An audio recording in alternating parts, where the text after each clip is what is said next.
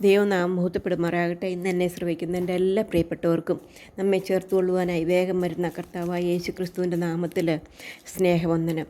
ഈ ദിവസങ്ങളിലെല്ലാം നാം ദൈവം ബോധിച്ച വ്യക്തി, ദൈവത്തെ ഹിതപ്രകാരമുള്ള വ്യക്തി, ദൈവത്തിൻ്റെ ഇഷ്ടം ചെയ്യുന്ന വ്യക്തി, ഇങ്ങനെ ഉള്ള വ്യക്തിയെക്കുറിച്ച് നാം പഠിക്കുകയായിരുന്നു. ദാവീദിനോടുള്ള ബന്ധത്തിലാണ് നമ്മൾക്ക് ഈ വിഷയം പഠിക്കുവാനായിട്ട് ഇടയായിട്ട് തീർന്നത്. ദാവീദിനെക്കുറിച്ച് കർത്താവ് പറയുന്നത് ദൈവം ബോധിച്ച വ്യക്തി, ദൈവത്തിൻ്റെ ഇഷ്ടം ചെയ്യുന്ന വ്യക്തി, ദൈവഹിതപ്രകാരമുള്ള വ്യക്തി എന്നൊക്കെയാണ്. ഇങ്ങനെയുള്ള ആ സവിശേഷതകൾ ഉള്ള ആ വ്യക്തിയിൽ എന്തൊക്കെ സ്വഭാവവിശേഷതകളാണ് ദാവീദിലുണ്ടായതെന്നാണ് കഴിഞ്ഞ ദിവസങ്ങളിൽ നാം പഠിച്ചുകൊണ്ടിരുന്നത്. 7 കാര്യം നാം കണ്ടു. 8ാമതായിട്ട് ദാവീദിൻ്റെ ജീവിതത്തോടുള്ള ബന്ധത്തിൽ നോക്കുമ്പോൾ ദാവീദ് ദൈവത്തിൻ്റെ മുമ്പാകെ താഴ്മയുള്ള ഒരു വ്യക്തിയായിരുന്നു എന്ന് നമുക്ക് മനസ്സിലാക്കുവാനായിട്ട് സാധിക്കും. നമുക്കൊരു വേദഭാഗം വായിക്കാം. 2 ശമൂവേൽ 6-ാം അധ്യായത്തിൻ്റെ അതിൻ്റെ 14-ാം വാക്യം നമുക്ക് വായിക്കാം. ദാവീദ് പഞ്ഞന്തൂല്യങ്കി ധരിച്ചുകൊണ്ട് പൂർണ്ണ ശക്തിയോടെ യഹോവയുടെ മുമ്പാകെ നൃത്തം ചെയ്തു. ഇവിടെ നമുക്ക് കാണാനായിട്ട് സാധിക്കുന്നത് ദാവീദും പുരോഹിതന്മാരും ഒക്കെയും കൂടി ദൈവത്തിൻ്റെ പെട്ടകം ഓബേദ്മേലെക്കിൻ്റെ വീട്ടിൽ നിന്ന് ദാവീദിൻ്റെ നഗരത്തിലേക്ക് സന്തോഷത്തോടെ കൊണ്ടുവരുന്ന യാത്രയാണ് നമുക്ക് കാണുവാനായിട്ട് സാധിക്കുന്നത്. അങ്ങനെ യഹോവയുടെ പെട്ടകം കൊണ്ടുവരുന്ന സമയത്ത് അതിന് തക്കതായിട്ടുള്ള യാഗങ്ങളെല്ലാം കഴിക്കുകയും അതുകൂടാതെ ദാവീദ് പഞ്ഞനൂലങ്കി ധരിച്ചുകൊണ്ട് പൂർണ്ണ ശക്തിയോടെ ദൈവത്തിൻ്റെ മുമ്പാകെ നൃത്തം ചെയ്യുന്നു. ആരാണ് നൃത്തം ചെയ്യുന്നത്? രാജാവാണ്, ഇസ്രായേലിൻ്റെ രാജാവാണ്, 12 ഗോത്രങ്ങളെ ഭരിക്കുന്ന രാജാവാണ്. എന്നാൽ ദാവീദിനറിയാം, ദാവീദ് ദൈവത്തിൻ്റെ മുമ്പാകെ ദാവീദിനെ ദൈവം തിരഞ്ഞെടുത്ത വിധങ്ങളെക്കുറിച്ച് ദാവീദ് മറന്നിട്ടില്ല. വളരെ താഴ്മയുള്ള വ്യക്തിയായിരുന്നു എന്ന് മനസ്സിലാക്കുവാനായിട്ട് സാധിക്കും. ഇത് കണ്ടിട്ട് ദാവീദിൻ്റെ ഭാര്യയായ മീഖൾ അവളുടെ മനസ്സിൽ ദാവീദിനെക്കുറിച്ച് ദാവീദ് ഇങ്ങനെ നൃത്തം ചാടുന്നു കണ്ട് അവളുടെ ഹൃദയത്തിൽ ദാവീദിനെ നിന്ദിച്ചു എന്ന് കാണുന്നു. അതിനുശേഷം ദാവീദിനെ കണ്ടപ്പോൾ അവൾ പറയുകയാണ് 20-ാം വാക്യത്തിൽ, അനന്തരം ദാവീദ് തൻ്റെ കുടുംബത്തെ അനുഗ്രഹിക്കേണ്ടതിന് മടങ്ങി വന്നപ്പോൾ ശൗലിൻ്റെ മകളായ മീഖാൾ ദാവീദിനെതിരേറ്റ് ചെന്നു. നിസാരന്മാരിൽ ഒരുത്തൻ തന്നെത്താൻ അനാവൃതനാക്കുന്ന പോലെ ഇന്ന് തൻ്റെ ദാസന്മാരുടെ ദാസികൾ കാണുകെ തന്നെത്താൻ അനാവൃതനാക്കി ഇസ്രായേൽ രാജാവ് ഇന്ന് എത്ര മഹത്വമുള്ളവൻ എന്ന് പറഞ്ഞു. എത്ര നീചമായിട്ടുള്ള വാക്കാണ് അവൾ ഉപയോഗിക്കുന്ന രാജാവിൻ്റെ മുമ്പാകെ എന്ന് മനസ്സിലാക്കുവാനായിട്ട് സാധിക്കും. അവൾ പറയുകയാണ്, തൻ്റെ ദാസന്മാരുടെ ദാസികൾ കാണുകെ തന്നെത്താൻ അനാവൃതനാക്കിയ ഇസ്രായേൽ രാജാവ്.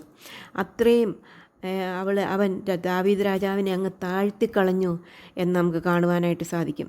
എന്നാൽ ദാവീദ് പറയുന്ന വാക്കുകളാണ് നമുക്കവിടെ. ദാവീദ് മീഖാളിനോട്, യഹോവയുടെ ജനമായ ഇസ്രായേലിന് പ്രഭുവായി നിയമിപ്പാൻ തക്കവണ്ണം നിൻ്റെ അപ്പനിലും അവൻ്റെ സകല ഗൃഹത്തിലുപരിയായി എന്നെ തിരഞ്ഞെടുത്തിരിക്കുന്ന യഹോവയുടെ മുമ്പാകെ ഞാൻ നൃത്തം ചെയ്യും. ഞാൻ ഇനിയും ഇതിലധികവും ഹീനനും എൻ്റെ കാഴ്ചയ്ക്ക് എളിയവനുമായിരിക്കും. ഇവിടെ വളരെ വ്യക്തമായിട്ട് അവൻ പറയുകയാണ്, അതെ, ഞാൻ ഹീനനും ഞാൻ എളിയവനുമാണ്. എന്നാൽ ദൈവം എന്നെ ഉയർത്തി തന്നെത്താൻ പുകഴ്ചയെടുക്കുകയല്ല ദാവീദ് ചെയ്തത്. ഞാനൊരു രാജാവാണെന്നുള്ള ഒരു അഹംഭാവമോ ഒന്നും അവനിലുണ്ടായില്ല. അവൻ കുറച്ചും കൂടെ താണിട്ട് പറയാണ്, അതെ, ഞാൻ ഹീനനും എളിയവനും, എൻ്റെ കാഴ്ചയ്ക്ക് ഞാൻ ഹീനനും എളിയവനുമാണ്. അതുകൊണ്ട് ഞാൻ ദൈവത്തിൻ്റെ മുമ്പാകെ ഇനിയും നൃത്തം ചെയ്യും എന്ന് പറയുന്ന ദാവീദിനെ നമുക്ക് കാണുവാനായിട്ട് സാധിക്കും. ഈ മനോഭാവം തന്നെയായിരുന്നു കർത്താവിലുണ്ടായിരുന്നു എന്ന് കാണുവാനായിട്ട് സാധിക്കും. അതാണ് കർത്താവിൻ്റെ സ്വഭാവങ്ങളെ പലതും ദാവീദിലുണ്ടായിരുന്നു എന്ന് കാണുവാനായിട്ട് സാധിക്കും. കർത്താവിനെക്കുറിച്ച് നമുക്കറിയാം. ഫിലിപ്പ് ലേഖനം 2-ാം അധ്യായത്തിൽ നമുക്ക് കാണുന്നത് തന്നെത്താൻ അവിടെ കാണുന്നത് അവൻ ഫിലിപ്പ് ലേഖനം 2-ാം അധ്യായം അവിടെ 3 മുതലുള്ള 4 മുതലുള്ള വാക്യത്തിൽ നാം കാണുന്നു, ക്രിസ്തേശുവിലുള്ള ഭാവം തന്നെ നിങ്ങളിലും ഉണ്ടായിരിക്കട്ടെ. അതെന്ത് ഭാവമാണ്? താഴ്മയുടെ ഭാവം. ക്രിസ്തേശുവിലുള്ള ഭാവം അത് ദാവീദിലുണ്ടായിരുന്നു എന്ന് നമുക്ക് മനസ്സിലാക്കുവാനായിട്ട് സാധിക്കും. മനസ്സിലാക്കുവാനായിട്ട് സാധിക്കും. അവിടെ നാം കാണുന്നത് ക്രിസ്തേശുവിലുള്ള ഭാവം തന്നെ നിങ്ങളിലും ഉണ്ടായിരിക്കട്ടെ. അവൻ ദൈവരൂപത്തിലിരിക്കെ ദൈവത്തോടുള്ള സമത്വം മുറുകെ പിടിച്ചുകൊള്ളണമെന്ന് വിചാരിക്കാതെ ദാസരൂപമെടുത്ത് മനുഷ്യ സാദൃശ്യത്തിലായി തന്നെത്താൻ ഒഴിച്ച് വേഷത്തിൽ മനുഷ്യനായി വിളങ്ങി തന്നെത്താൻ താഴ്ത്തി മരണത്തോളം, ക്രൂശിലെ മരണത്തോളം തന്നെ അനുസരണമുള്ളവനായിട്ട് തീർന്നു. അതുകൊണ്ട് ദൈവം അവനെ ഏറ്റവും ഉയർത്തി സകല നാമത്തിനും മേലായ നാമം നൽകി. ഇവിടെ കർത്താവിനെ കുറിച്ച് പറയുന്നത് തന്നെത്താൻ താഴ്ത്തി. അവൻ ദൈവമാണ്.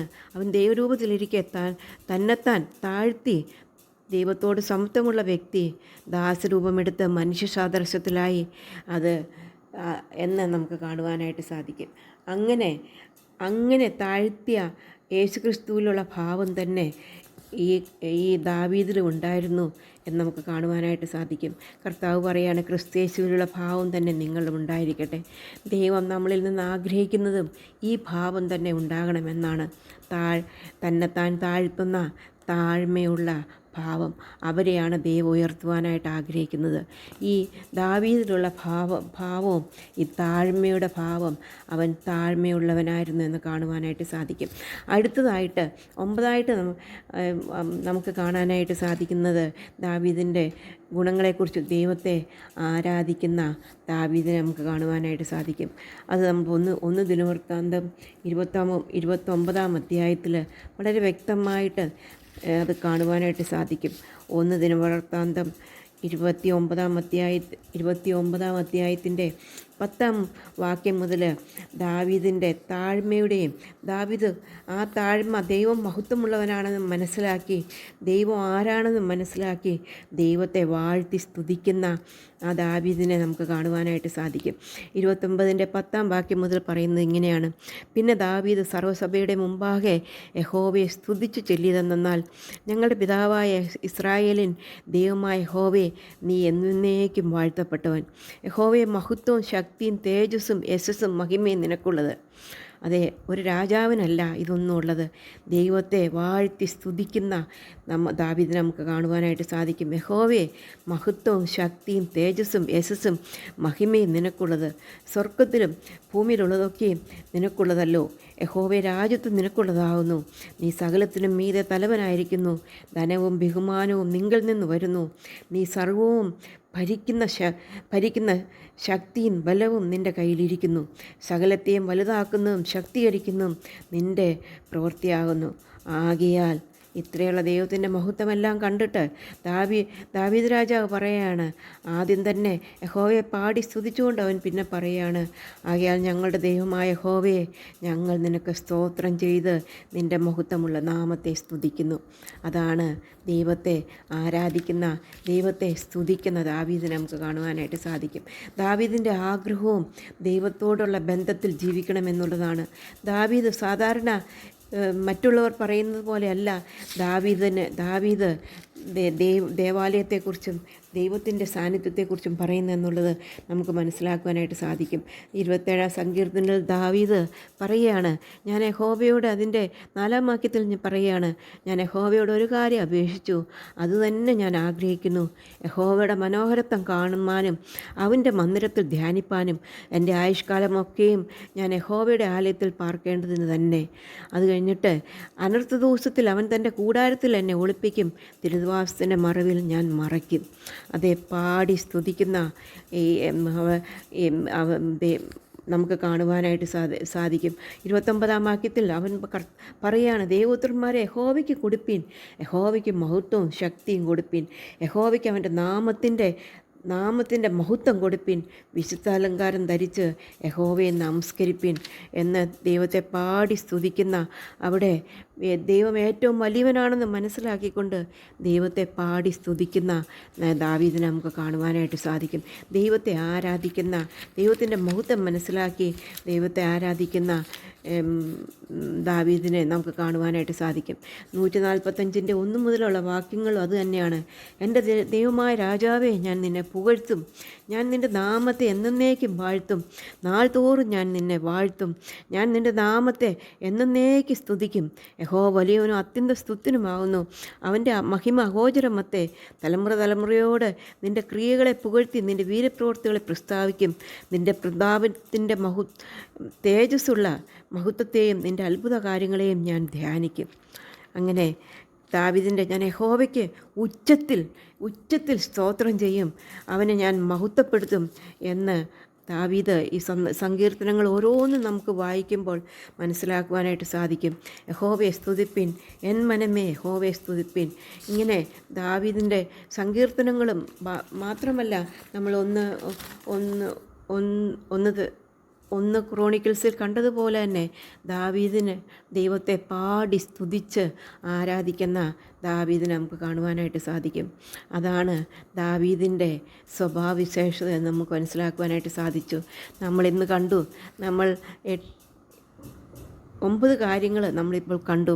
ഒന്നാമതായിട്ട് നാം കണ്ടത് ദാവീദ് വിശ്വാസം പ്രവൃത്തിയിൽ കൂടെ കാണിച്ചു കൊടുത്ത ദാവീദിനെ നമുക്ക് കാണുവാനായിട്ട് സാധിക്കും. രണ്ടാമത്തെ ദൈവത്തെ ഭയപ്പെടുന്ന ദാവീദിനെ കാണുവാനായിട്ട് സാധിക്കും. മൂന്നാമതായി മാനുഷ്യ ഭയമില്ലാത്ത ദാവീദിനെ നമുക്ക് കാണുവാനായിട്ട് സാധിക്കും. നാലാമതായി അധ്വാനശീലമുള്ള ദാവീദിനെ കാണുവാനായിട്ട് സാധിക്കും. അഞ്ചാമതായി കൽപ്പനകളെ അനുസരിക്കുന്ന ദാവീദ്. ആറാമതായി നീതിമാനായ ഒരു രാജാവ് നമുക്ക് കാണുവാനായിട്ട് സാധിക്കും. ഏഴാമതായിട്ട് ദൈവത്തിൻ്റെ സമയത്തിനായി ക്ഷമയോടെ കാത്തിരിക്കുന്ന. എട്ടാമതായത് താഴ്മയുള്ള ദാവീദിനെ കാണുവാനായിട്ട് സാധിക്കും. ഒമ്പതാമതായി ദൈവത്തെ പാടി സ്തുതിച്ച് ആരാധിക്കുന്ന ദാവീദിനെ കാണുവാനായിട്ട് സാധിക്കും. പ്രിയ സഹോദരിമാരെ, നമ്മുടെ ജീവിതത്തിലും ഈ സ്വഭാവ ഗുണങ്ങളുണ്ടെങ്കിൽ ദൈവം നമ്മെ നോക്കിയിട്ടും പറയും, എനിക്ക് ബോധിച്ച വ്യക്തി, എൻ്റെ ഹൃദയപ്രകാരമുള്ള വ്യക്തി, എൻ്റെ ഇഷ്ടം ചെയ്യുന്ന വ്യക്തി. ഇങ്ങനെ കേൾക്കുവാൻ തക്കോണം ദൈവം നമ്മളെ സഹായിക്കട്ടെ. അവൻ്റെ വലിയ നാമം മഹത്വപ്പെടുമാറാകട്ടെ.